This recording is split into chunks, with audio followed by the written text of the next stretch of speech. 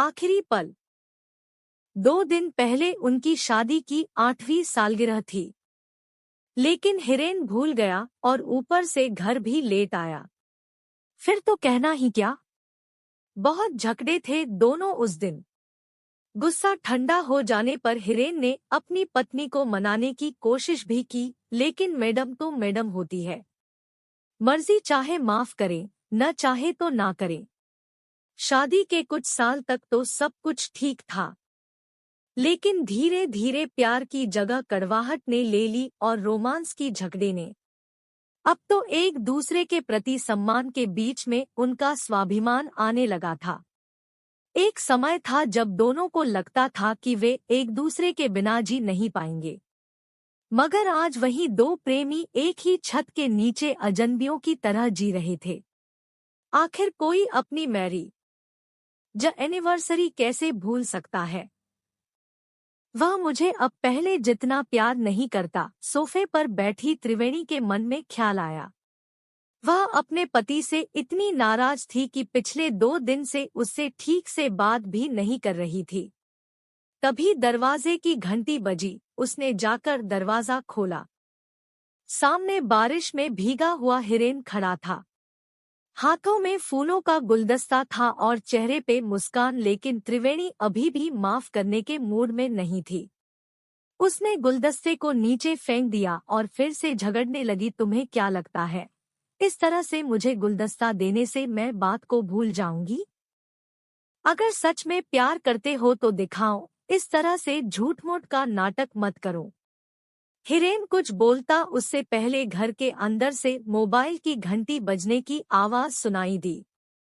त्रिवेणी ने अंदर जाकर फोन अपने हाथ में लिया और कॉल करने वाले का नंबर देखा। उसे थोड़ा सा आश्चर्य हुआ।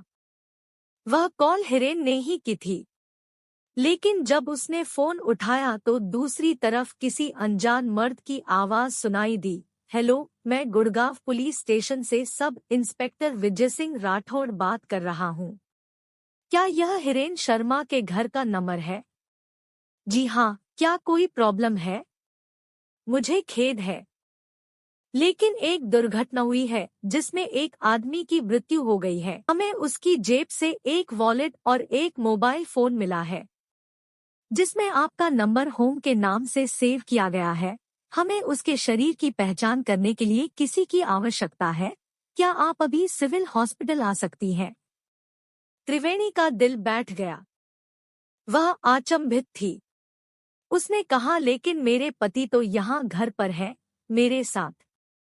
क्षमा करें महोदया, लेकिन यह घटना 2 घंटे पहले ही हुई, जब वह रेलवे स्टेशन से बाहर निकल रहे थे। त्रिवेणी अपना होश खोने लगी थी। यह कैसे हो सकता है?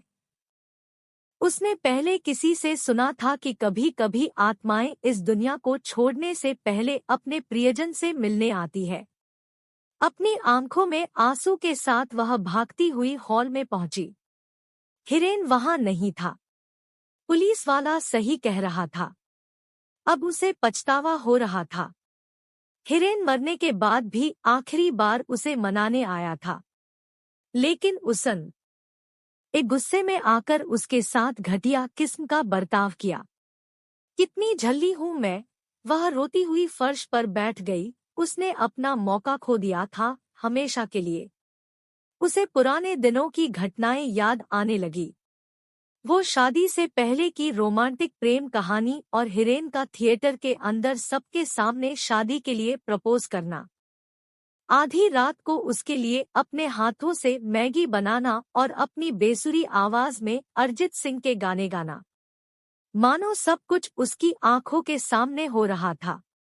त्रिवेणी ने अपनी आंखें बंद कर ली और भगवान से प्रार्थना करने लगी, है भगवान, बस एक बार मिला दो मुझे उससे, ताकि उसे बता सकूं कि मैं उससे कितना प्यार करती हूँ। तभी अचानक बाथरूम में से आहट सुनाई दी। दरवाजा खुला। हिरेन बाहर आया और बोला, स्वीट हार्ट, मैं तुम्हें बताना भूल गया कि आज शाम को ट्रेन में आते वक्त मेरा वॉलेट और मोबाइल चोरी हो गया है। त्रिवेणी दौड़ती हुई उसके पास गई और गले लिपट गई। दी एंड।